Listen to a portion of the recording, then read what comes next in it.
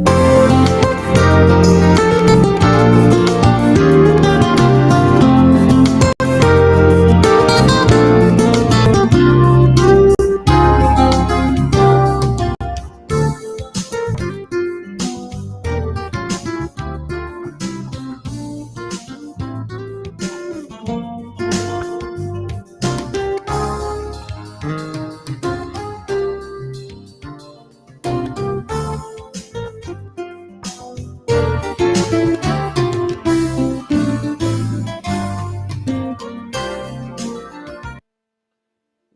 good morning, everybody.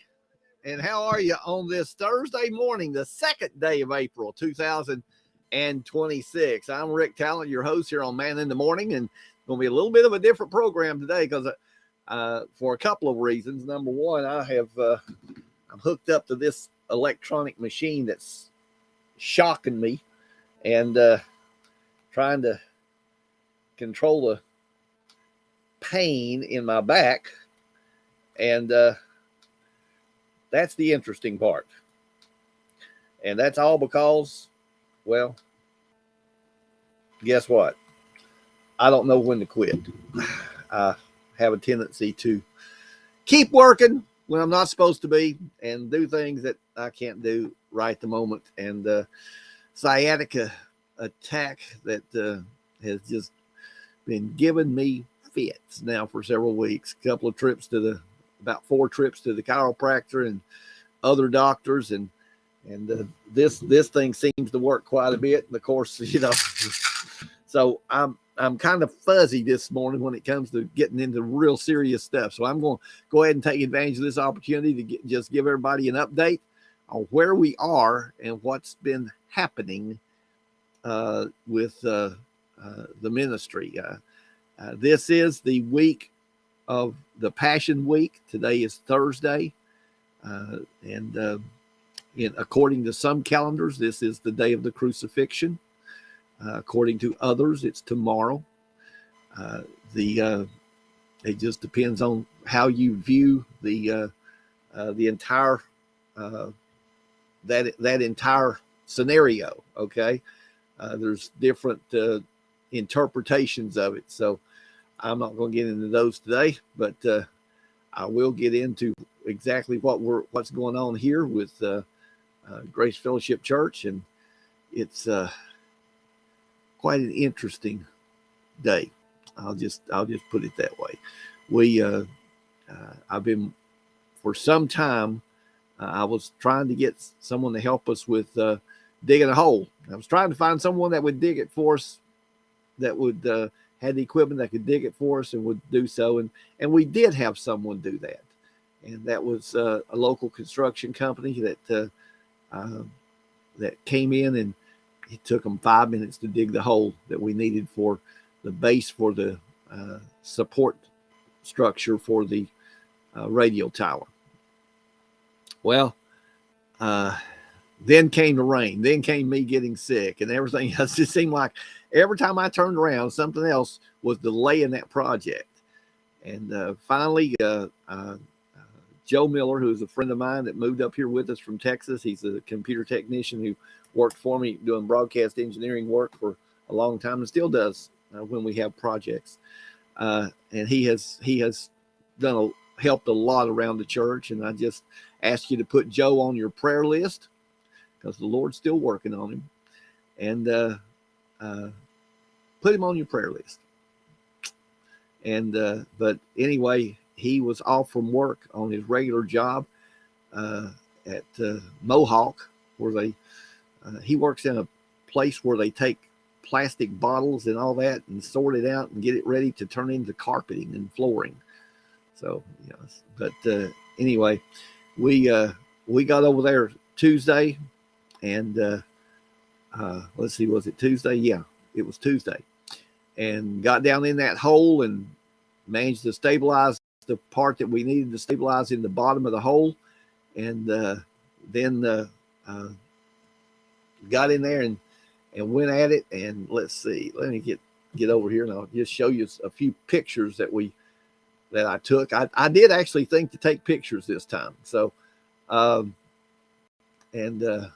I even took a little bit of video yesterday, so we'll show you some of those pictures. The hole doesn't look too big from that perspective right there. However, that hole is about 6 feet long, about 5 feet wide, and about 5 feet deep. And you can see it a little bit better in this picture where Joe is standing in the hole.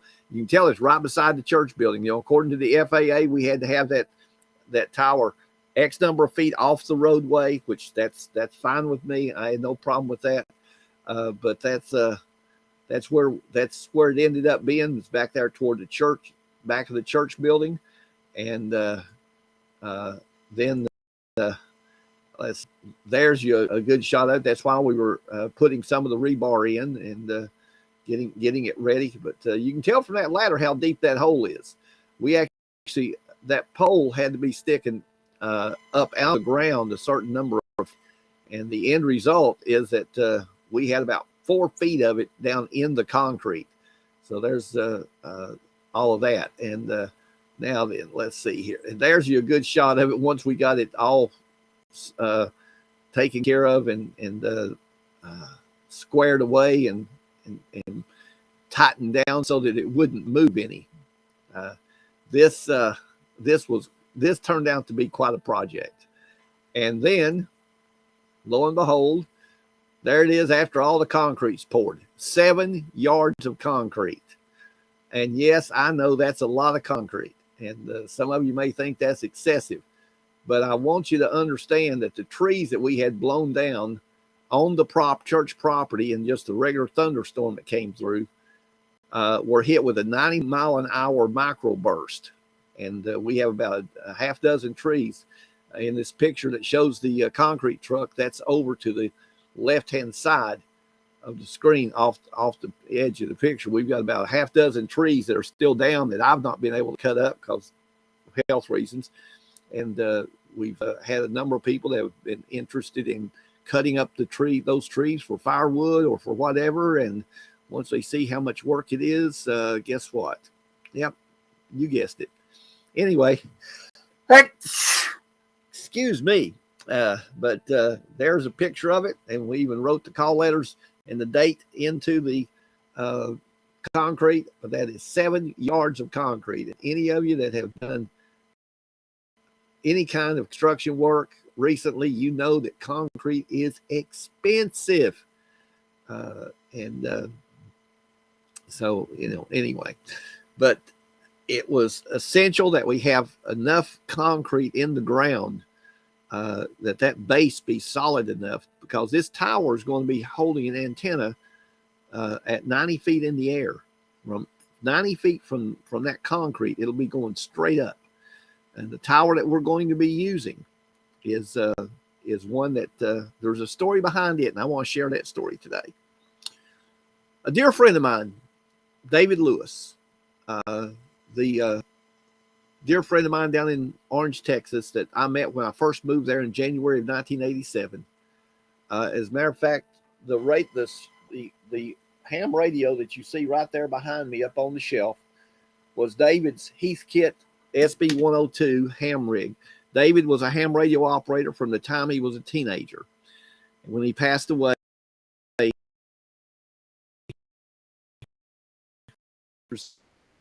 gave him equipment. In fact, when they sold his house, they had to take down his tower. And I was asked if I wanted it. And of course I took it. When we moved here from Texas, we stuck that tower in the truck and we hauled it up here with us. Now, this is the funny part. That tower is what is called a tilt-over crank-up tower. At 8 feet off the bottom of the tower, it is 2 sections of tower nestled in one nested inside the other.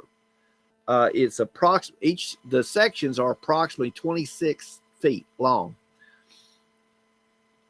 But it has a hinge assembly that goes on the very top of this pole that we installed, and it's welded on there. It's welded into that pipe. We had to have this pipe fabricated.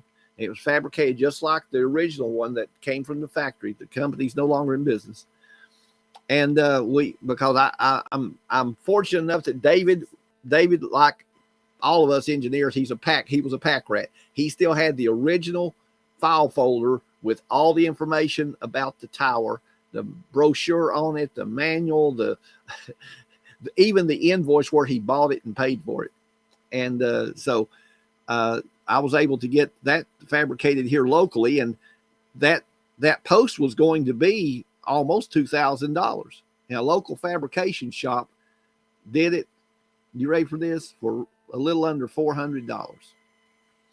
And because they were doing it for the Lord. How about that? They did a fantastic job on it too. And so the next step was to get the hole dug so we could put that post in the ground. The post is like a little over 12 feet long, but it has a hinge, a very heavy 1/2-inch steel hinge at the top of it. And the 2 bolts hold the tower onto that hinge. And the tower literally can tilt over. Yeah, it's the pole is sticking up out of the ground, and the tower's up alongside of it, but with that hinge, it's able to come down.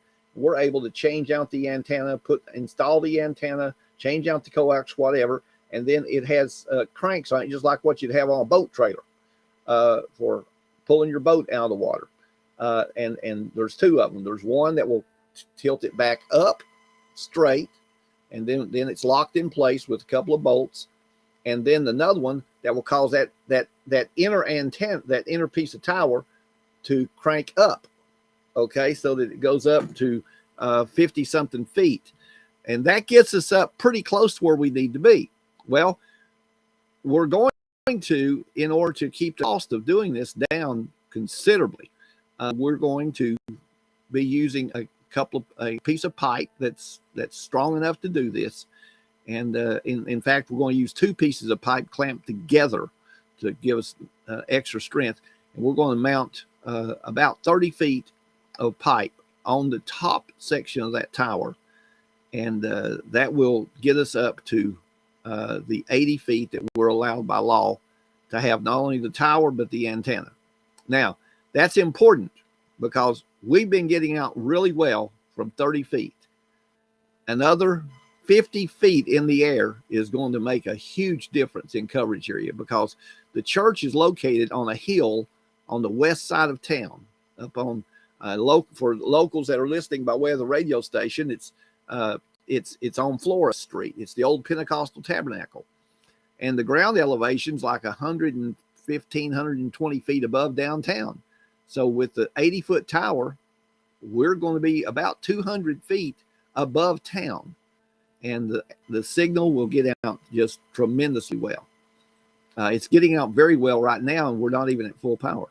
So, all of these factors go in together. So the next thing that we've got to do is we need to wait for this concrete to cure for a couple of weeks, because that much concrete is going to take it a couple of weeks to cure. Some of you guys worked with concrete in your jobs. You know what I'm talking about. And as soon as the concrete has had time to cure and solidify, that 28,000 pounds of concrete, 14 tons of concrete that's at the base, when we can then set that tower up on, we'll pick it up horizontally and set it up on top of there, bolt it together and hook up the crank, and then we can actually crank it up, tilt it back up straight, and then crank it up and make sure everything's working right, and then mount the antenna and the coax, and we'll be ready to go. It's going to take about 2 more days of work to get the tower up, and but that work will have to wait until that concrete has had time to cure properly.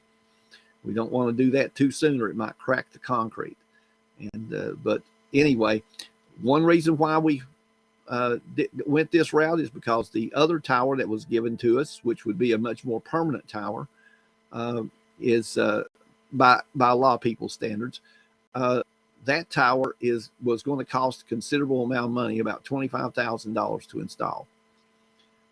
We would have to have a professional tower crew, a crane. We'd have to have contractors come in and dig big holes and put lots of three piers in. A lot of work involved, a lot of labor involved, and a lot of money involved. It was going to be between $20,000 and $25,000 to erect that tower. And this one, we're going to be able to get it up.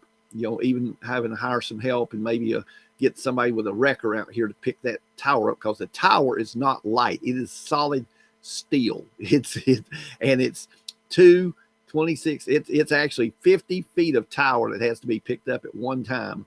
It's because of the way it's built and set up there. So we'll have to do some more and do some more work. And it'll be by the time we get through, it'll be about $3,000 that we'll have tied up in construction costs to get this tower up.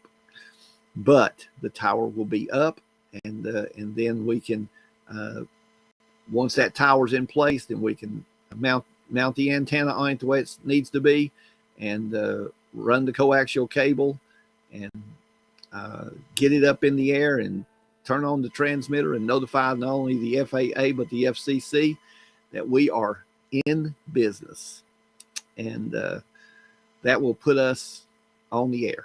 So this was a big step yesterday, and that's why I'm taking the time today to talk about it. It's because it is a big step. The project has been a big project, and it's been an expensive one. I'll admit that, because by the time you pay the engineering fees and the filing fees to do all of this, you've got thousands of dollars tied up. But the value of a local radio station, and I know, well, everybody's going internet. Well, we have the opportunity to not only broadcast the gospel in our Jerusalem right here in LaFayette, Georgia, where just anyone that has a radio can listen to the programming and listen to the music. But we can simulcast it at the same time, just like what we're doing on Chattanooga Gospel Radio around the world on the internet. And it gives us the multitude of opportunities to reach people. That's what it's all about. It's about reaching people with the gospel so we can see souls saved and lives changed. Now, I don't know how you feel about that, but I know how I feel about that. And in my estimation, it's more important to reach people with the gospel than it is to have money in the bank. And as Carol can tell you, that has been that is one of the things that has been really a something that has been close to my heart my entire life. Let me just tell you, over the years, and those people that know me know this is I make no secret of it. I've preached a lot of churches where I had to recycle the Facebook so I could see who I was here this morning. Good morning, Sister Millicent and Brother Alvin Keys down in East Texas. And Sister Millicent Keys has known me for many years, as have a number of other people that watch this broadcast. Brother August Francis, they know, when I was working with Trinity Broadcasting Network, I had the opportunity to preach it and speak and minister at large churches. I spent an awful lot of time at churches that if they received an offering for the guest evangelist or guest speaker, it probably wasn't even enough money to pay the gas to get there and back home. That was never a problem with me, and still is not a problem with me, because where God guides, he provides. And the Lord has allowed me to preach in a lot of places and see souls saved and lives changed. The stories that I can tell, testimonies of drug addicts, testimonies of prostitutes, testimonies of people whose lives were screwed up with PTSD, testimonies of people who alcoholics, people whose lives were really messed up, that I had the opportunity to go to churches where they were, or places where they were, and minister Jesus and see those lives changed. And that, my friend, money cannot buy. If there's anything that I've learned in the ministry in 57 years, and it will be 57 years next month, is that this thing is about souls and about lives. And it's not about personalities. It's not about having a big following or a big church. I've been on staff of a mega church. I've been a member of large churches. I'm not impressed, okay? Just because you've got 2 or 3 or 5 or 10 or 15,000 people in your congregation, that doesn't impress me at all. The question I have for you is, how many souls are saved and lives are changed? Or are you just putting on a show? Okay? Let's just be real honest about it. Are you just putting on a show? The tower we're putting up is special. As I said, it was given to me by David Lewis's family after David went home to be with the Lord. But let me tell you a little about David. David was a Lutheran, grew up Lutheran, was a ham radio operator from the time he was a teenager until he died. And he loved the Lord. He got hungry for God and began to walk from the Lutheran church next door to that Assemblies of God church. When service was over to Lutheran church, he'd sneak over to the AG church. Ended up becoming a member of Community Church in Orange. Was a Gideon. Loved to give away Bibles. David Lewis had an expression. And bear with me if I get a little emotional on this, because for me it's important. David had an expression, and you'll love it. Friends don't let friends go to hell. And he backed that up. He was an engineer with a computer systems analyst engineer with DuPont. Good job. Made good money. But he poured money into the Gideons. He poured money into his local church. He gave. He was a giver. I was going to put this tower up at my house. And even after we were given the tower by a tower company, I hadn't thought about it. But when we began to look and see how much it was going to cost, I thought, you know what? I can put David's tower up over at the church.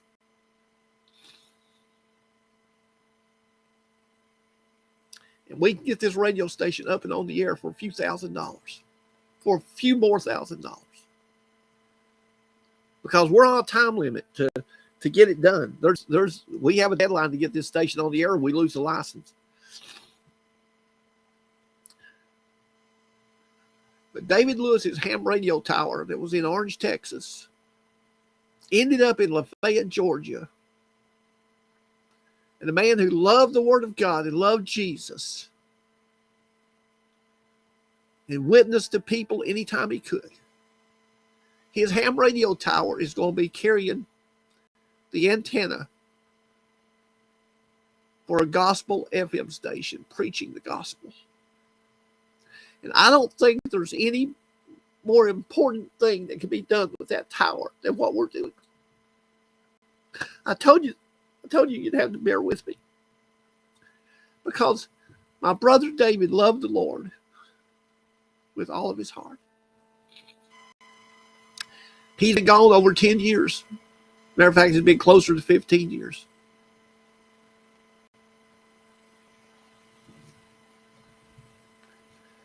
But can you think of any more tribute to David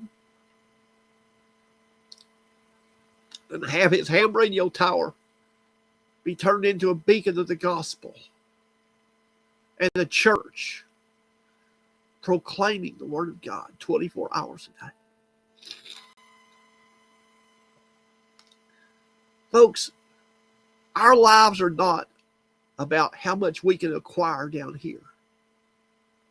It's not about how many toys we leave behind or how many big bank accounts we leave behind.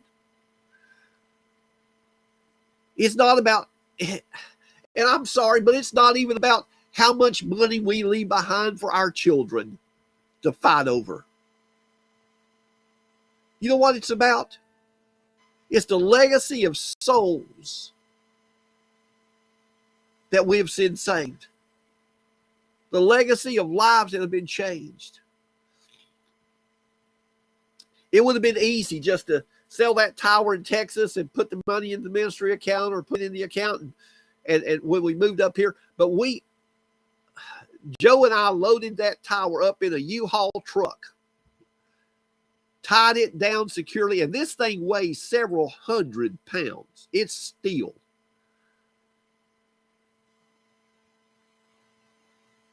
And we tied it down. We packed everything around it when we moved up here. And then to get it down here, I had to figure out a way to get it here from my sister's house to my house. And Joe and I had worked on putting it up here, but we took it down. We're taking it to the church, and it will be put up over there. Why? Because that's where we need that tower. The only thing that has to be on it is the antenna for the radio station. There's no other use for that tower there other than the radio station. So that station, that tower, that for many years was used for ham radio by a Christian brother, and in his death, that radio tower has traveled 800 miles to be put up as a tower proclaiming the gospel of Jesus Christ. And I don't think David, if he knew about it, could be happier. You see,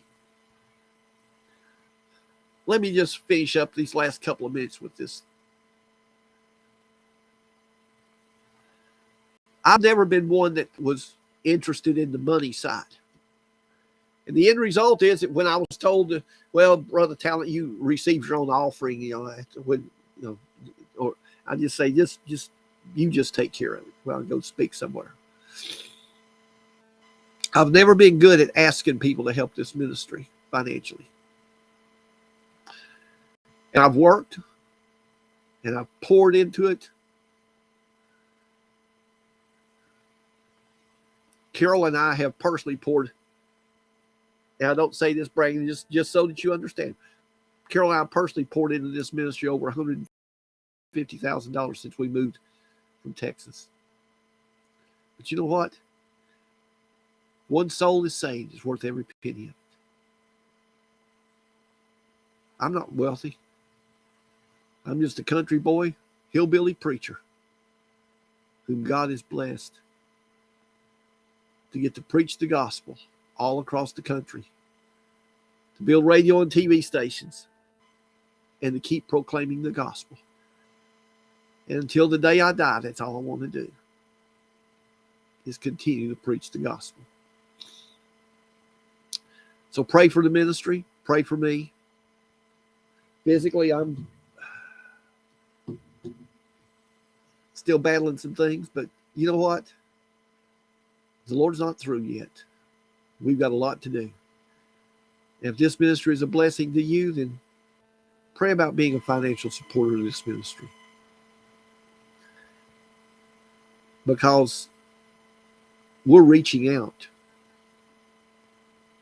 so that souls will be saved and lives will be changed.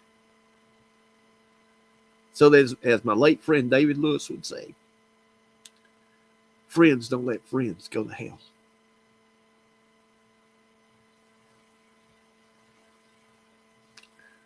Until next time, this is Rick Tallent saying, go with God, because he has already gone before you and prepared the way.